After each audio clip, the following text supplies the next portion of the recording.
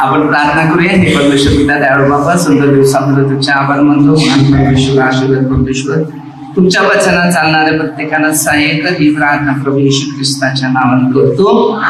Hallelujah hallelujah. आपण आता पश्चातापामध्ये आहे, तर आपण पापामध्ये आहे. तर पाप आपल्याला कसं खाली करायचं त्याच्या मागे थोडासा विचार पण आपल्याला करायचा असते. हालेलुया.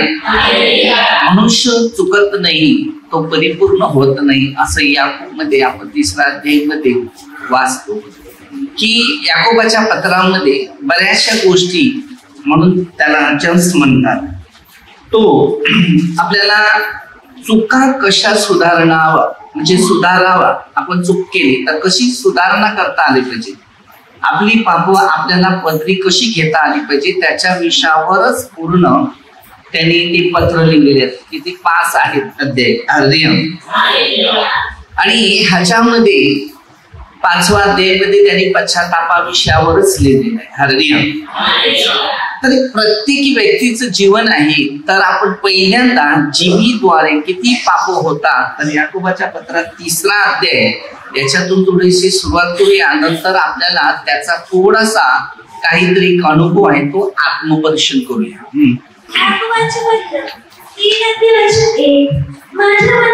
माझ्या बंधूंनो, तुम्ही पुष्कळ जण शिक्षक होऊ नका. काय सांगते?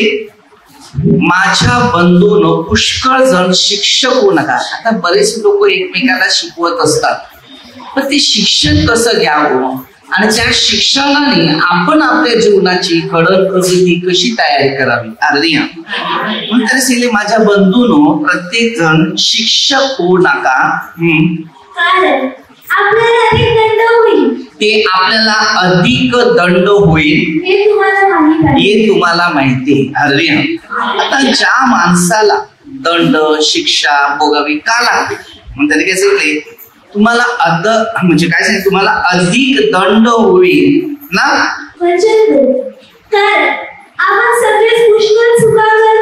आपण सगळे पुष्कळ चुका करतो.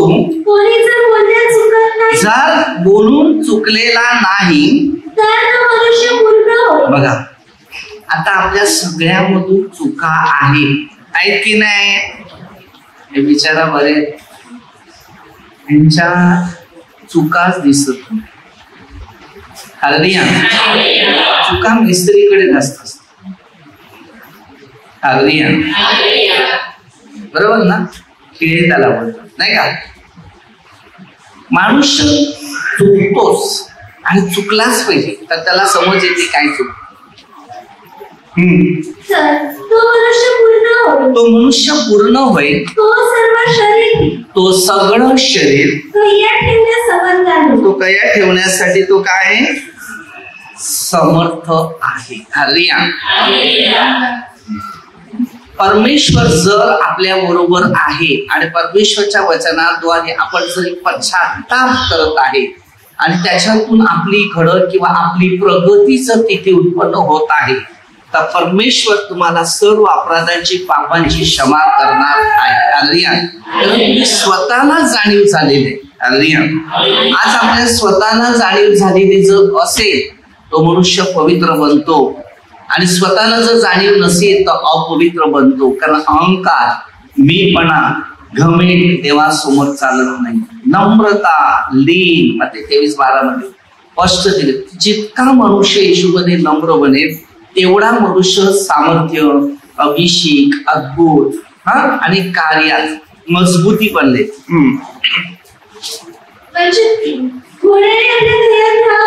कसे ते घोड्याने आपल्या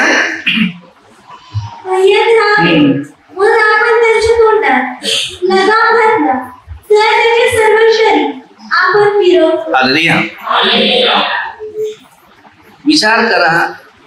आता बैल किंवा म्हशी बिशी असतात नाही का, त्यांना उचकी बांधतात. त्याला काय बांधतात? डायरेक्ट तोंडामध्ये. बरोबर ना, आहे की नाही. त्याला कंट्रोल करायचं आहे, कारण त्याला पळवलं जाते. किती त्या घोड्याच्या जीवनात दुःख असतात त्या टायमात. हालेलुया. मस्त घोड्यावर बसतात वगैरे, फास मारतात, परत खेचतात, किती त्याला सतावाचे दिवस असतात. हालेलुया.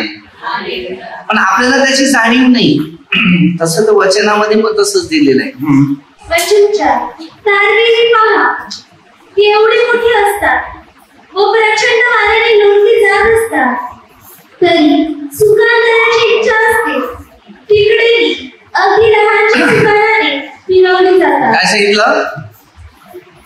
दुकानदाराची का सुकानदाराची? हालेलुया.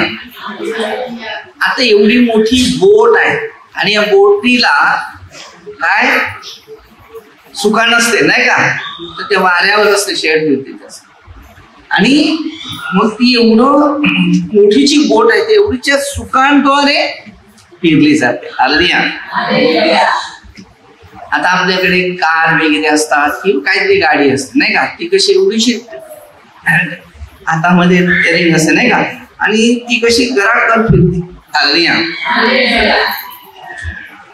आता ही जीभ आहे, या जीभीने कितीतरी चुगल्या होतात, निंदा होतात, नफरत होते, द्वेष असतात, बऱ्याचशा गोष्टी ह्या जीभीद्वारे घडल्या जातात. आता तुम्ही विचार करा, तुमच्या सगळ्यांना जीभ आहेत, मला पण आहे, मी बोलतो ऐकायला येते का तुम्हाला? ती काय बोलते?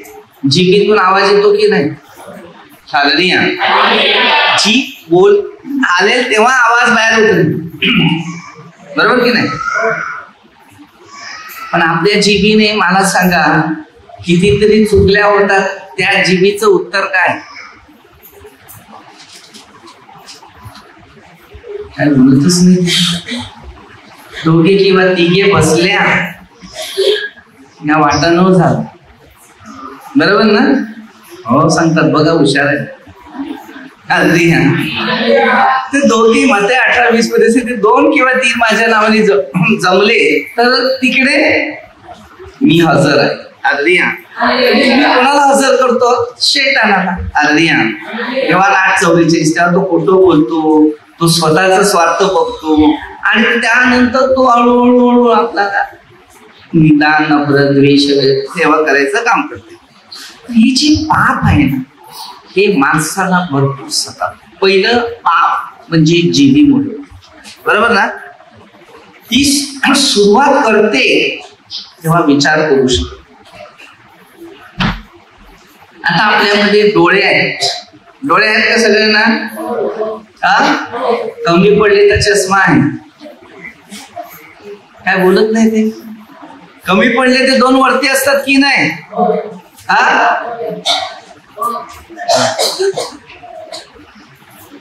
तरी पण कमीच आहे.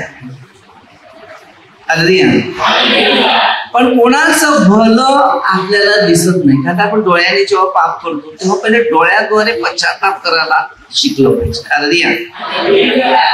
कारण डोळा शरीराचा दिवा आहे. काय? दिवा गाडी नाही, देवा गाडी सांगते. अरे परिस्थिती कशी आहे ते आपल्याला शिकाय. ह्या डोळ्याला कुत्र्याला कधी चष्मा लागलाय?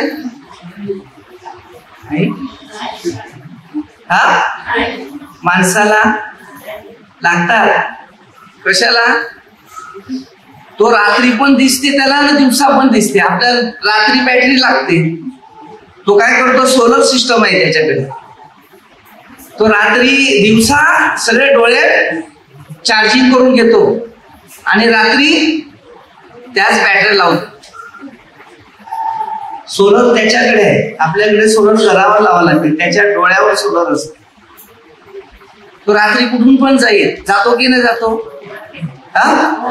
बॅटरी आहे का कधी आता त्याच्यात? ना आपल्या त्याच्या घरात कधी लाईट गेलेली कधी दिसले का? मग आपल्या घरात लाईट जाते ती विनोटर लागतो. त्याच्या घरात कुठे विनोटर आहे का? अरे देवाने त्याला चांगलं बनवले, मग आम्हाला काय चांगलं नाही बनवलं? आहे की नाही? बनवले की नाही बनवले? देवाने बनवलं देवाचं रूप म्हणून.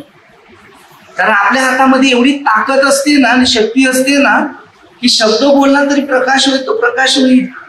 या झाडाला फळ येईल तर येईलच. एवढं ताकद आपल्याला दिलेली आहे आणि सर्व जीव जंतू जे आहेत ना या सर्वांवर अधिकार दिलेला आहे.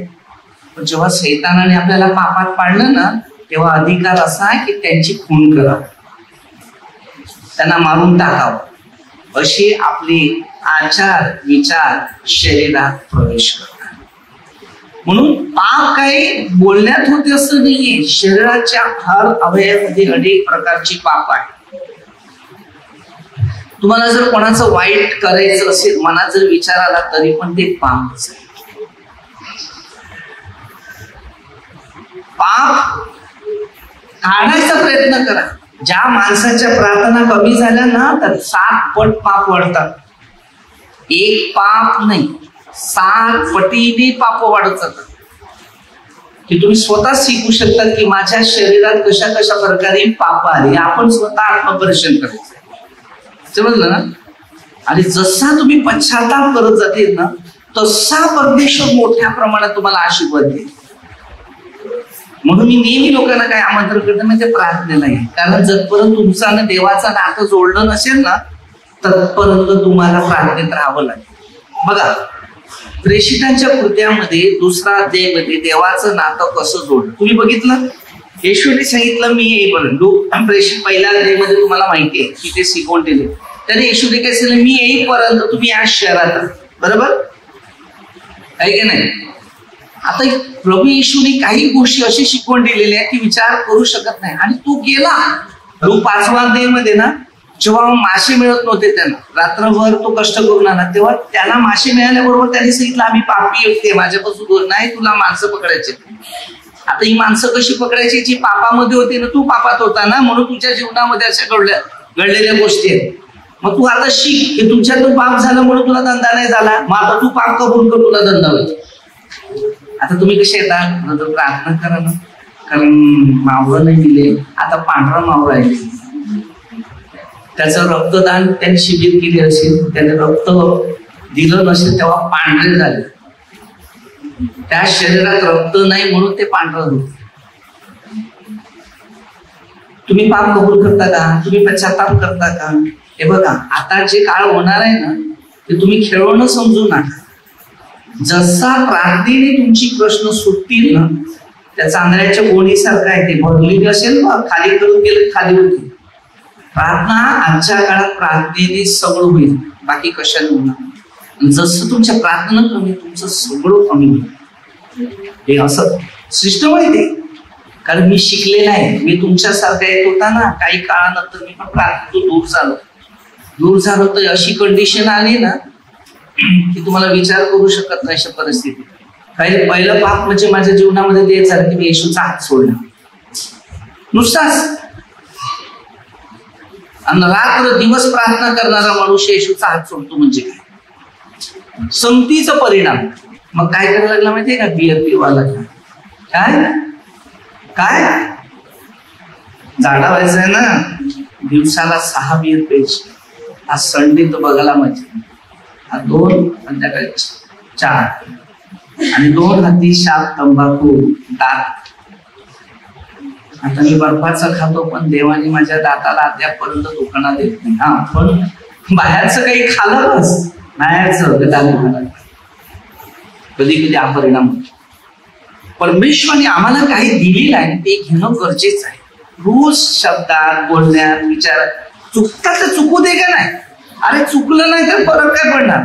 तो आलाय कशाला पुढचावर खेळ आपल्याच लोकांसाठी का नाही, बरोबर की नाही.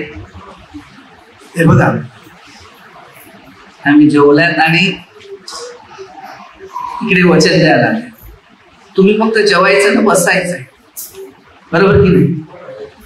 पण आम्हाला बोलायला काय होते अडथळा होऊ शकते. कारण काय ते अन्न अद्याप पूर्ण खाली होतात. तर देवासाठी हे काम करायला आम्हाला काही कंटाळा आहे. पश्चाताप पहिला करतात, कारण परिवर्तन पहिलं करतात. तेव्हा आम्हाला या शरीरामध्ये जीवन काय ते समजतं. म्हणून पाप एक करता करता खाली करायचं. जमा नाही करायची. जमा केली डाऊन होणार. हालेलुया. हे बघा आज तुम्हाला इकडे सत्य सल्ला मिळेल. त्या बाहेर जा, तुम्हाला असे सल्ले देतील की तुम्हाला देवापासून बाहेर काढा. फार खतरनाक परिस्थिती हे तुमच्या लोकांना समजणार नाही. हालेलुया. कारण देवाचं वचन हे तुमचं जीवन आहे, आणि जर देवाचं वचन नसेल तर सैतान तुमच्या मागे लागेल 100%. हा, कारण हे सगळं आता सुरू झाले ना, कधी आरामाराच कुणी इथे वचनावर लक्ष देत. प्रभू येशू आपल्यासाठी झालेले आणि अशासाठी आलेलं आहे की आम्ही स्वच्छता, पवित्रता, अभिषेक आणि अद्भुत व्हावं. हे वचन जीवन बोलतात. अरे वचन हे खडकाला बोलते, एवढं मोठं पॉवर आहे तर. आणि जर हे पॉवर तुम्ही घेतला येशूच्या नावाचा तर तुमचं भविष्य चेंजिंग होईल. मी नेहमी लोकांना एक सल्ला देतो, सगळं सोड, प्रभू येशूला सोडू नका. सगळे गेल्या प्रार्थना सोडून ते सगळे इकडे येणार. चावी इकडे, गाडी घेऊन किती धक्का मारणार. सत्य नाही माहिती तुम्हाला, कारण मी अनुभव घेतल्या जेव्हा प्रभू येशू जोडीला होता आणि प्रभूने माझ्या जीवनामध्ये काय काय कार्य केलं ते शिक्षण मी शिकलो. आणि तेव्हा मला माहित पडलं की वचन हे सगळ्यात जीवनाचा भाग आहे. मी लोकांना एकच सल्ला देतो, तू बायबल नाही वाचलं तरी चालेल. जेव्हा तू घरात बसलेला असते ना, तर फक्त तुझी पाप किती झाले त्याचं कालदर्शन कर. का ते पाप बाजूला झाली का तुझी पवित्रता काय आहे ना, ती कालदर्शन तुझ्या जीवनात घ्यायचं. मग तुला वाटेल की मला आता चांगलं काय काय केलं. आणि जेवढं तुम्ही चांगलं करत राहशील ना, तेवढी तुमच्यामध्ये शांती आहे. आणि जेवढं पाप शरीरामध्ये बसेल ना, तेवढा राग, नफरत, द्वेष, हेवा, चिडचिडा स्वभाव, दुसऱ्याची निंदा, दुसऱ्याचं जोरून सांगणं, भांडण करणं, अनेक गोष्टी तुमच्या शरीरात प्रवास करतात. हे दुष्टाईचं घर असतं. आपल्या ती प्रीती नाहीशी करते. असं तुम्ही होते ना, तसा मी पण होता. वचन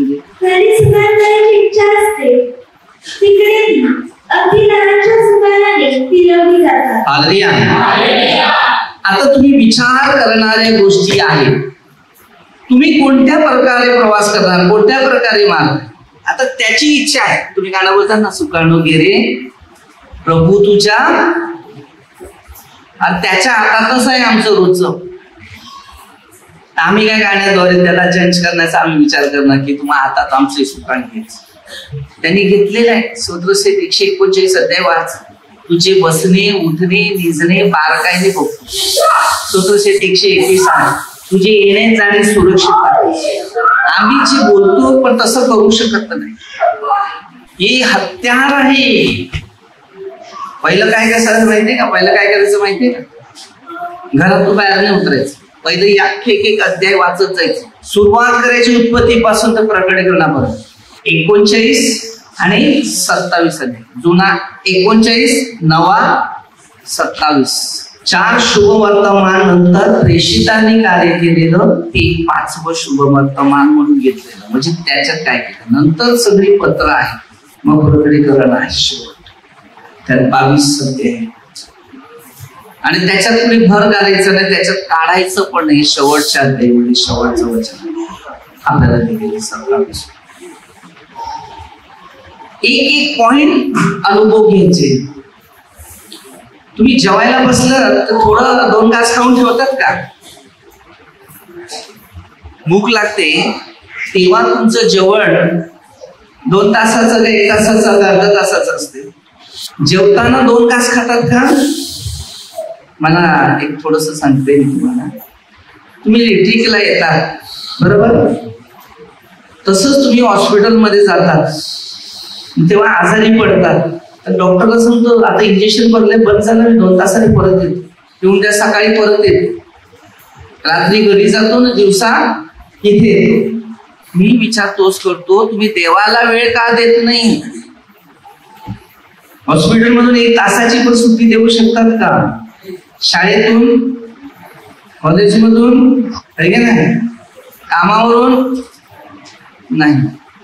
मग देवामध्ये कशाला आपण असतो? लेवी 16:2 ज्या वेळेला मोशेला फरोनाविषयी सांगितलं, भलत्याच टायमाला यायचं. त्याच्यावर काय अटॅक केला माहितीये तुम्हाला? हरियाणा. आपण एंट्री क्लासेस पण 12ला येते माहिती आहे ना, आणि जर प्रार्थनेला यायचं तर 9:15ला येतात रातची ना, परत 10:30ला घरी पळतात. 1 तासाची प्रार्थना तशी नसते. प्रार्थना देवाशी कनेक्शन ठेवायचं असते, समजलं? जेव्हा तुम्ही देवापासून दूर होणार ना तेव्हा ते चिन्ह असते. मग त्या जागेवर दुसरी व्यक्ती पैदा होते आणि ती व्यक्ती बाजूला होते ना दुसरं कार्य करायला सुरुवात करते. असं सिस्टम असते. म्हणून वेळेचा सदुपयोग करा. एपीसीकर पासवर्ड. वेळ एकदम खतरनाक आहे, समजलं? प्रार्थना करताना वेळेला सदुपयोग ठेवा, नाहीतर त्याचा फायदा होत नाही. वेळेचा जर फायदा होत नसेल तर नुकसान मात्र आपल्या जीवनात येईल. संकट इकडे येत नाही, घरी जाताना अशा प्रकारचे प्रसंग येतात. तो त्या रस्त्यात काय करत माहितीये तुम्हाला? म्हणून मी लोकांना सांगतो, भूक लागते तेव्हा जेवणाकडे जायला लागते, बरोबर ना? प्रार्थना तशीच आहे. हर चीज मध्ये वचन आणि शिक्षण आणि ज्ञान बुद्धी तेव्हा तुम्हाला त्याचा फायदा, तेव्हा तुमचं जीवन बदललं जाते. त्याच्यात कळते तुम्हाला की देवाचा आशीर्वाद याच प्रकारे. आता मी रात्री पर्यंत झोपत नाही, किती रात्रपर्यंत उठून प्रार्थना केली जाते. कार्य करायचं आहे तर जबाबदारी, कारण हे नवीन जीवन जर आहे तर नव्या जीवनातच प्रवेश करायचा. सगळ्यासाठी प्रार्थना करून म्हणून लूका 8 वचन घ्या जरा. 18 वचन 8. मी तुम्हाला सांगतो तो त्यांचा न्याय लवकर करील. जेव्हा मनुष्याचा पुत्र येईल तेव्हा त्याला पृथ्वीवर विश्वास आणले. न्याय आपल्या सगळ्यांचा होईल आणि जेव्हा येशू येईल तेव्हा विश्वास राहणार नाही. म्हणून मी बोलणार तुम्हाला, हल्ली विश्वास लोकांवर आहे, देवावर नाही. म्हणून बघा ते आकाशात कसं चिन्ह होत चालले, ते सांगितलेलं आहे. तेव्हा चिन्ह होती, काय काय घडणार. जेवढा वेळ मिळते तेवढं देवामध्ये बसा, बस काहीच बोलू नका. सगळं अचानक होणार. लोक बिंदास आहेत, त्यांना काय वाटत नाही. लोक काय सांगतात म्हणजे उद्याचं कोणी बघितलंय, हा देव काय नक्की आहे का? ज्याने पवित्र शास्त्र वाचलं असेल त्याला देव नक्की दिसते. ज्यामध्ये पवित्र शास्त्र नाही त्याला देव दिसते. आपण बरंच बोलतात लोक, देवाने आता मला सगळं दिलं, आता काय कमी. पाण्याची टाकी किती जरी भरलेली असते शेवटी ती नाईलाजाने पाणी नाही काढणार तर कुठून ती फुटायला सुरुवात होते, कारण पाण्याला कोणीच बंद करू शकत. एवढे फार खतरनाक परिस्थिती. लोक वचनामध्ये शिक्षण घेतात. शिक्षण तुमच्यामध्ये जन्म घेईल. तेव्हा ती नव्याने जन्माला वाचून कोणीही देवाच्या राज्यात प्रवेश करू शकत नाही. आपलं जीवन प्रभूला द्या, प्रभू तुम्हाला त्याचा मार्ग द्या आणि तेच तुम्हाला शिकतो. म्हणून मी नेहमी लोकांना आता एक शिकवायला लागले, काय? प्रभू येशू तुम्ही आमच्यावर खूप प्रेम करता, आम्ही तुमच्यावर, आणि प्रभू येशू आम्ही पापी आहे, आमच्या पापांच्या अपराधांची आम्हाला क्षमा करा. नंतर तुमची इच्छेप्रमाणे आम्हाला शिकवू. कारण प्रभू येशूने प्रार्थना शिकवल्या. मग आता ही प्रार्थना आपल्याला अशी शिकायची की तुमच्या इच्छेने आम्हाला शिकव. स्वर्गीय पित्याची प्रार्थना तशीच आहे. आणि जेव्हा तुम्ही सांगणार प्रभू येशूला की खरोखर तुमच्या इच्छेने आम्हाला शिकव, तर शिकवले. किती संकटाचे काळ बसलेले. अरे 1 मिनिट नाही 1 सेकंद बाजूला होणार. मला तर कधी कधी लोकांचा खूप चिंता वाटते. 1 सेकंद आपला नाही. शेवटला आपण प्रभूचा दूत जे आहे त्यांचा पण न्याय करणार. मग तो न्याय कसा करणार आहे तुम्ही पण शिका, म्हणजे तुम्हाला समजेल. हालेलुया.